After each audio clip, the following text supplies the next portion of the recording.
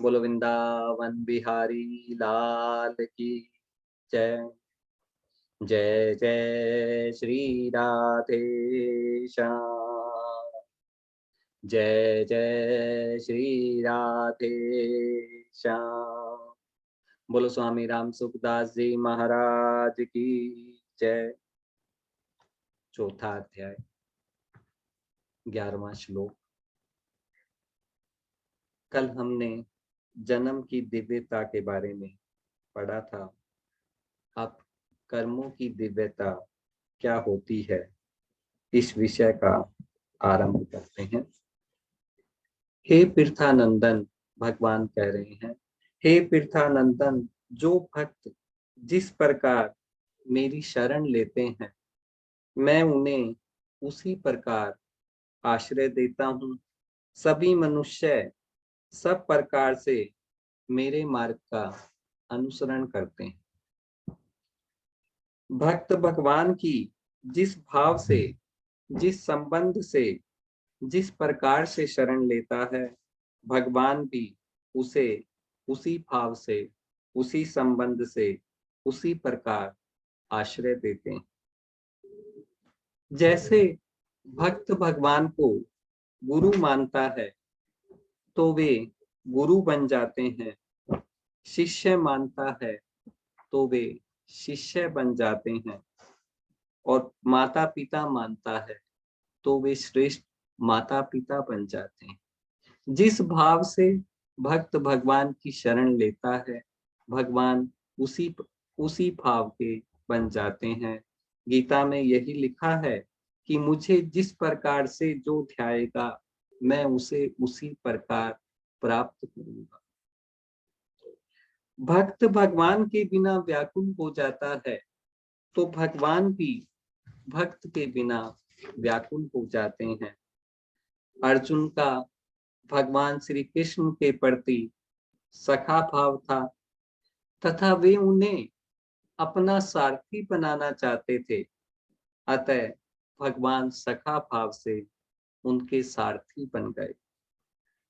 अनंत ब्रह्मांडों के स्वामी भगवान जो हैं, वो अनंत ब्रह्मांडों के स्वामी अपने ही बनाए हुए साधारण मनुष्य के भावों के अनुसार बर्ताव करते हैं।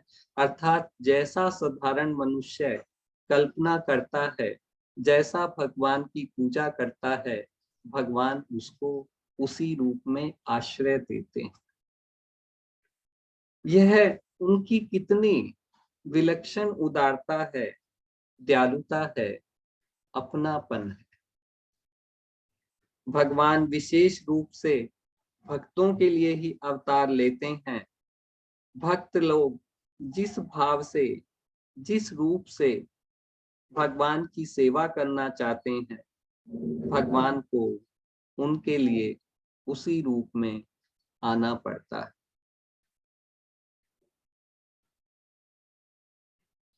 अकेले भगवान का मन नहीं लगा तो वे भगवान अनेक रूपों में प्रकट होकर खेलने लगे कि भगवान की जब एक से दो होने की इच्छा हुई तभी इस सृष्टि का निर्माण किया और भगवान अनेक रूप में प्रकट हुए।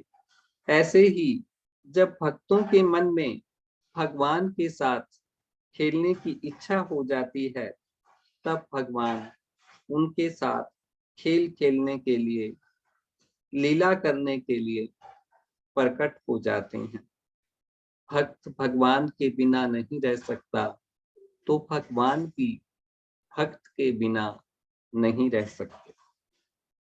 भगवत प्राप्ति में बाधा साधक समय लगाता है, क्योंकि भगवत प्राप्ति के लिए वह समझ, सामग्री, समय और सामर्थ्य को अपनी मानकर उन्हें पूरी नहीं लगाता है, बल्कि अपने पास कुछ बचाकर रख लेता है कि पूरी निष्ठा जो है वो उसकी परमात्मा प्राप्ति करने की नहीं होती है, कुछ ना कुछ वह अपने पास रख लेता है। यदि वह उन्हें अपना मानकर, अपना न मानकर उन्हें पूरी लगा दे तो उसे शीघ्र ही भगवत प्राप्ति हो सकती है। यदि वह पूरी निष्ठा को, पूरे प्रयत्न को, पूरी समझ को, पूरी सामग्री को, पूरे समय को और पूरे सामर्थ्य को उनको प्राप्त करने में लगा दे तो शीघ्र ही भगवत प्राप्ति हो जाती है। कारण कि वह जो समझ है, जो सामग्री है, वह अपनी नहीं, भगवान से ही मिली है और भगवान की ही है। अतः इन्हें अपनी मानना ही भगवत प्राप्ति में सबसे बड़ी बाधा है। साधक समय भी भगवान का ही अंश है। उसने खुद अपने को भगवान से अलग माना है, भगवान ने नहीं। कि हम लोग जो हैं, आत्मा जो है वो परमात्मा का ही अंश है, पर हमने ही इस शरीर को अपनाकर अपने को परमात्मा से अलग मान लिया है। भगवान ने भक्त को कभी अपने से अलग नहीं माना। भगवान अपने आचरणों से यह शिक्षा देते हैं कि जिस प्रकार मेरे साथ जो जैसा संबंध मानता है उसके लिए मैं वैसा ही बन जाता हूं। उसी प्रकार तुम्हारे साथ भी जो जैसा संबंध मानता है तुम भी उसके लिए वैसे ही बन जाओ। भगवान कह रहे हैं कि मेरे साथ जो जैसा संबंध बना लेता है मैं उसको उसी भाव से, उसी रूप में प्रकट हो जाता हूँ। तो तुम भी जो तुम्हें जैसा मानता है तुम उसी के साथ वैसा संबंध बनाओ। जैसे माता पिता के लिए तुम सुपुत्र बन जाओ, पत्नी के लिए सुयोग्य पति बन जाओ, बहन के लिए श्रेष्ठ भाई बन जाओ, परंतु बदले में उनसे कुछ मत चाहो।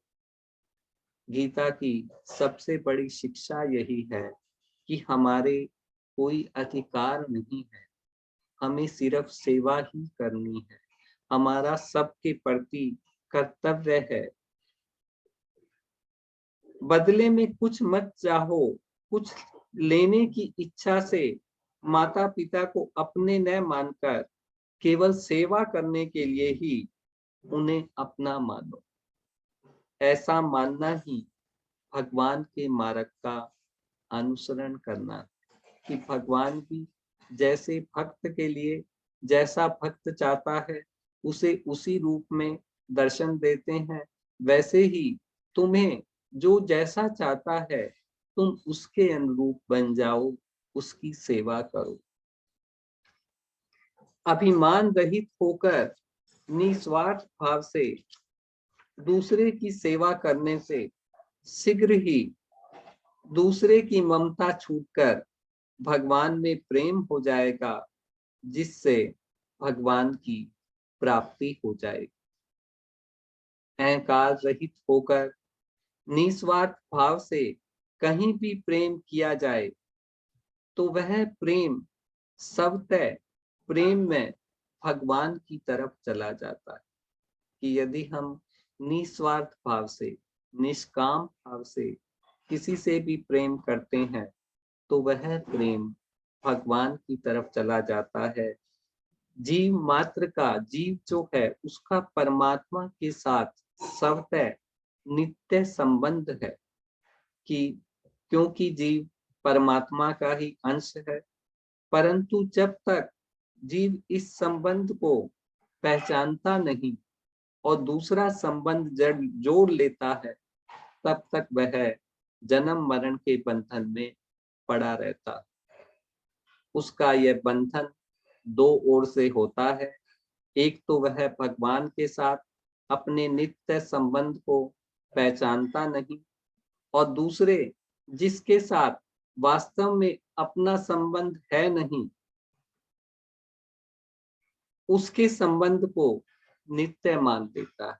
कि जैसे शरीर के साथ हमारा कोई संबंध नहीं है पर हम शरीर के साथ अपना संबंध मान लेते हैं कि यह शरीर मेरा है, यह घर मेरा है, यह परिवार मेरा है, तो जिसके साथ हमारा नित्य संबंध नहीं है, क्योंकि इस संबंध का एक दिन टूटना ही है, नाश होना ही है, लेकिन परमात्मा के साथ हमारा नित्य संबंध है जो कभी भी समाप्त नहीं होगा, क्योंकि हम परमात्मा के ही अंश हैं। संबंध, जब जीव अपना संबंध केवल भगवान से मान लेता है कि मेरा संबंध खाली परमात्मा से है, भगवान से है, मान लेता है अर्थात पहचान लेता है, तब उसे भगवान से अपने नित्य संबंध का अनुभव हो जाता है।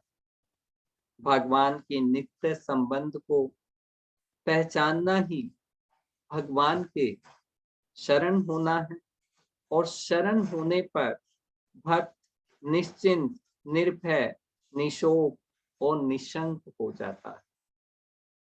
फिर उसके द्वारा भगवान की आज्ञा के विरुद्ध कोई क्रिया कैसे हो सकती है? उसकी संपूर्ण क्रियाएं भगवान के आज्ञा अनुसार ही होती है। पूरा श्लोक में भगवान ने बताया कि मुझे जिस भाव से स्वीकार करता है, मैं भी उसी भाव से स्वीकार कर लेता हूँ, अर्थात मेरी प्राप्ति बहुत सरल और सुगम है। ऐसा होने पर भी लोग भगवान का आश्रय क्यों नहीं लेते, इसका कारण अब आगे के श्लोक में बताएंगे। इस श्लोक में ये कहा था कि जिस भाव से मुझे स्वीकार करते हैं, मैं उसी भाव से प्रकट हो जाता हूँ। 12वां श्लोक कि कर्मों की सिद्धि चाहने वाले मनुष्य देवताओं की उपासना किया करते हैं, क्योंकि इस मनुष्य लोक में कर्मों से उत्पन्न होने वाली सिद्धि जल्दी मिल जाती है। मनुष्य को नवीन कर्म करने का अधिकार मिला हुआ है। एक मिनट मम्मी, ये दरवाजा। मनुष्य को नवीन कर्म करने का अधिकार मिला हुआ है और कर्म करने से ही सिद्धि होती है, ऐसा प्रत्यक्ष देखने में आता है। इस कारण मनुष्य ऐसा समझते हैं कि सांसारिक वस्तुओं की तरह भगवान की प्राप्ति भी कर्म करने से होती है, कि जैसे हमें भौतिक पदार्थ कुछ भी चाहिए तो उनके लिए हमें कर्म करना पड़ता है। तो ऐसे ही मनुष्य के मन में ये भाव दृढ़ हो जाता है कि भगवान की प्राप्ति भी कर्म, तप, ध्यान, समाधि आदि करने से ही होती है। नाशवान पदार्थों की कामनाओं के कारण उनकी दृष्टि इस वास्तविकता की ओर नहीं जाती कि संसारिक वस्तुएं कर्मजन्य हैं, एक दृश्य हैं, हमें प्राप्त नहीं है, हमारे से अलग हैं, कि संसारिक वस्तुएं जो हैं वो कर्मों के द्वारा प्राप्त होती हैं और वो एक देशीय, एक जगह विद्यमान रहती है और नित्य नहीं है और हमारे से अलग है। जो भौतिक पदार्थ है उनका नाश होना ही है, वो नित्य नहीं है। नित्य उसे कहते हैं जो अविनाशी होता है।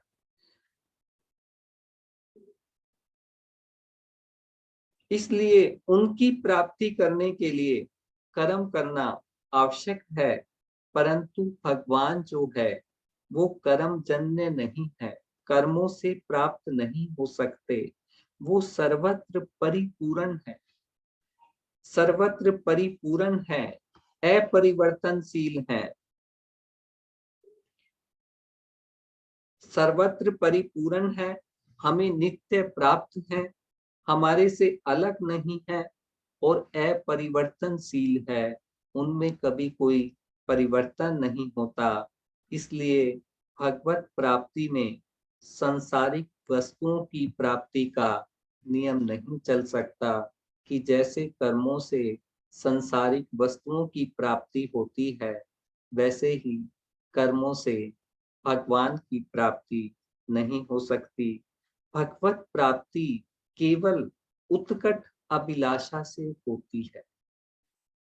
उत्कट अभिलाषा जागृत न होने में खास कारण संसारिक भोगों की कामना ही है कि जब तक हमारे अंदर संसारिक भोगों की कामना है कि मुझे ऐश्वर्य की प्राप्ति हो, मान सम्मान मिले, सुख सुविधाएं मिले, तब तक हमें भगवान के लिए उत्कट अभिलाषा नहीं हो सकती, क्योंकि हमारी प्रथम अभिलाषा भोगों की प्राप्ति हो जाती है और भगवान की प्राप्ति गौण हो जाती है।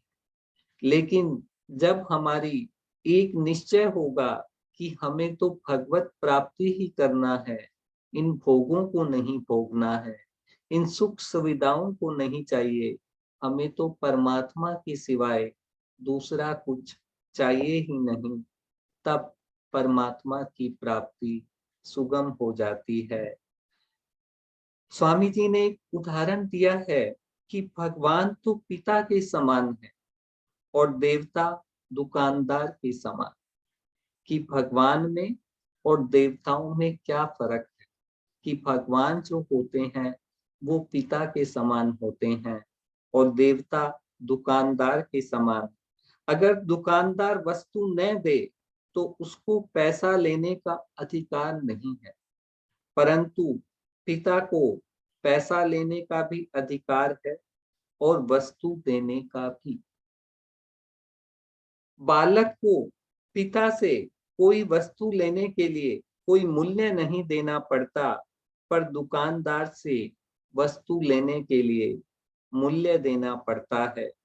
ऐसे ही भगवान से कुछ लेने के लिए कोई मूल्य देने की जरूरत नहीं है, परंतु देवताओं से कुछ प्राप्त करने के लिए विधि पूर्वक कर्म करने पड़ते हैं।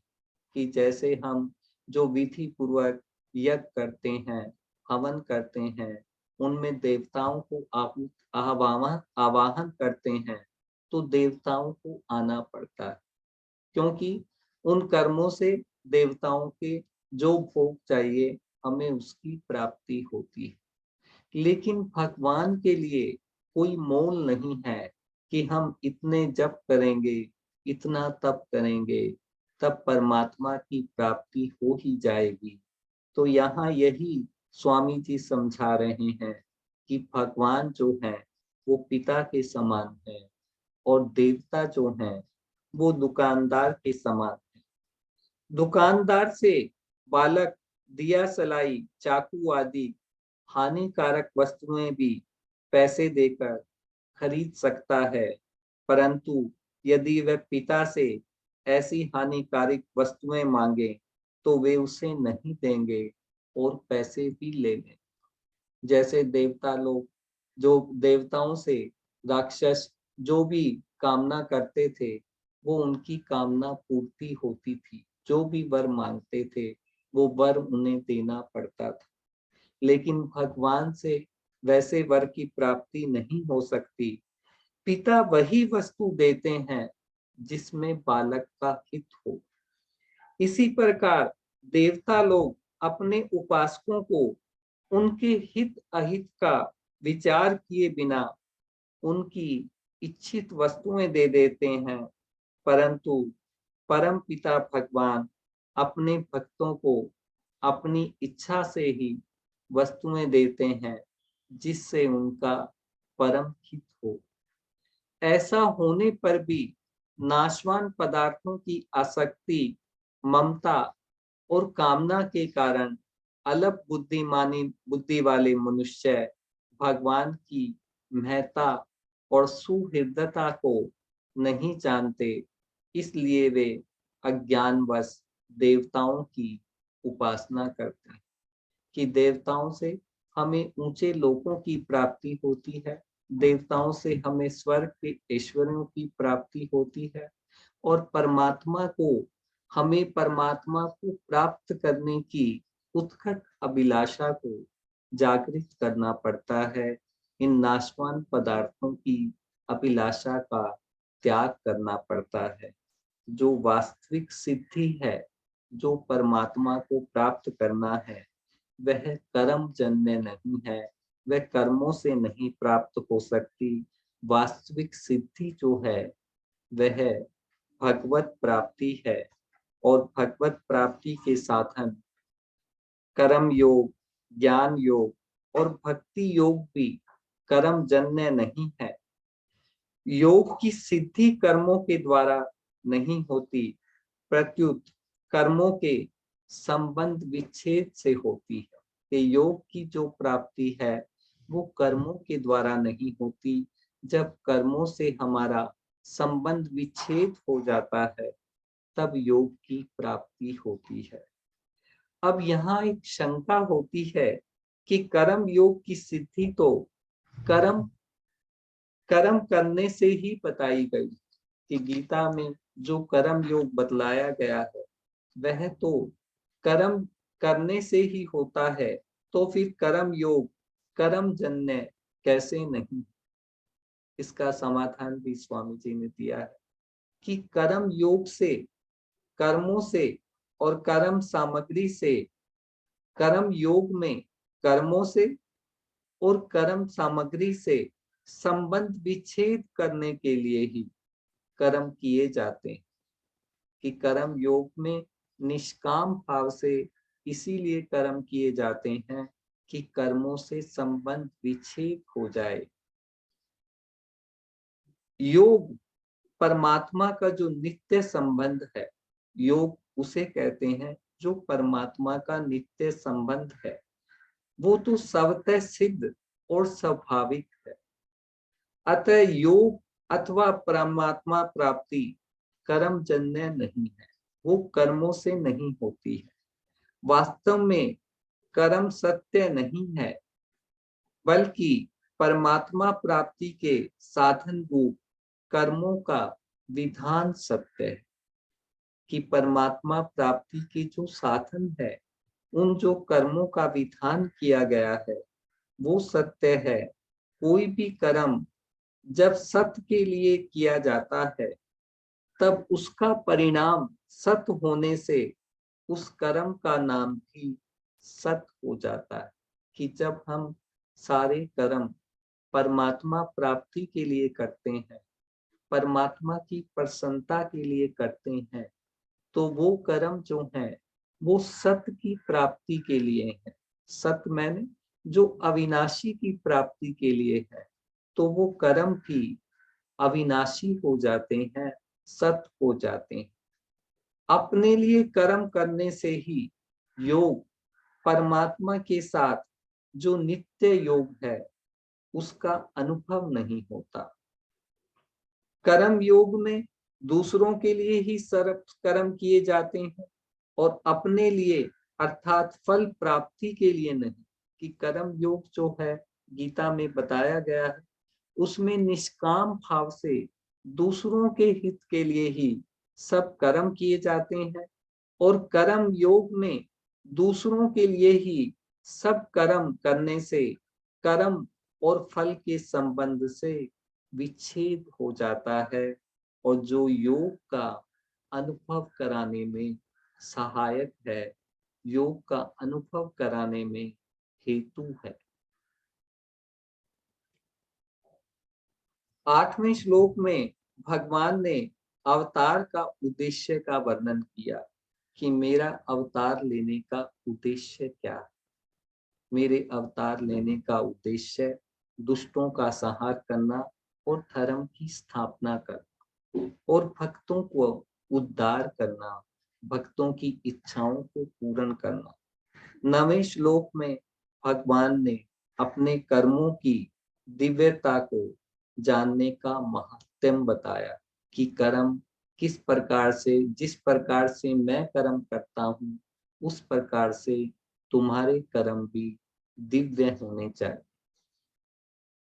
और कर्म जन्य सिद्धि चाहने से ही कर्मों में अदिव्यता, मलिनता आती है कि जब हम कर्मों में फल की आसक्ति रखते हैं, तब कर्मों में जो दिव्यता है वो समाप्त हो जाती है।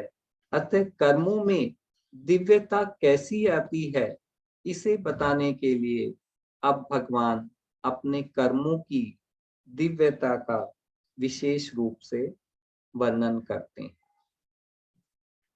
13वां और 14वां श्लोक। मेरे द्वारा गुणों और कर्मों के विभाग पूर्वक 4 वर्णों की रचना की गई है। उस सृष्टि रचना का कर्ता होने पर भी मुझ अविनाशी परमेश्वर को तुम अकर्ता जान। मैंने सारी सृष्टि को रचा, लेकिन मैं किसी भी चीज का कर्ता नहीं हूँ। मेरे में कर्ता होने का कोई भाव नहीं। कर्मों के फल में मेरी कोई इच्छा नहीं है, इसलिए मुझे कर्म लिप्त नहीं करते। कि मैं कर्म करता हूँ तो उसमें मेरी कोई आसक्ति नहीं है, ममता नहीं है, इसलिए मुझे कर्म लिप्त नहीं करते। इस प्रकार जो मुझे तत्व से जान लेता है, वह कर्मों से भी नहीं बंधता। कि जिसने मुझे तत्व से जान लिया कि इस प्रकार, तो वह भी जिस प्रकार मैं कर्मों से नहीं बंधता हूँ, वह भी कर्मों से नहीं बंधता है। पूर्व जन्म में किए गए कर्मों के अनुसार सत्व, रज और तम, इन 3 गुणों में न्यून न्यून अधिकता रहती है। कि कहीं सत्व ज्यादा रहता है तो कहीं रज ज्यादा रहता है, कहीं तम ज्यादा रहता है। मनुष्य जो भी कर्म करता है वह इन 3 गुणों के अधीन ही करता है। सारा दिन में कभी हमारे मन में सत्व ज्यादा रहता है, कभी हम राजसी ज्यादा रहते हैं, हम अभिमान से युक्त रहते हैं, और कभी हम तामसी भाव भी आते हैं। तामसी भाव जिसमें दूसरे के अनिष्ट करने की भावना रहती है। सृष्टि रचना के समय उन गुणों और कर्मों के अनुसार भगवान ने ब्राह्मण, क्षत्रिय, वैश्य और शूद्र, इन 4 वर्णों की रचना करते हैं। और मनुष्य के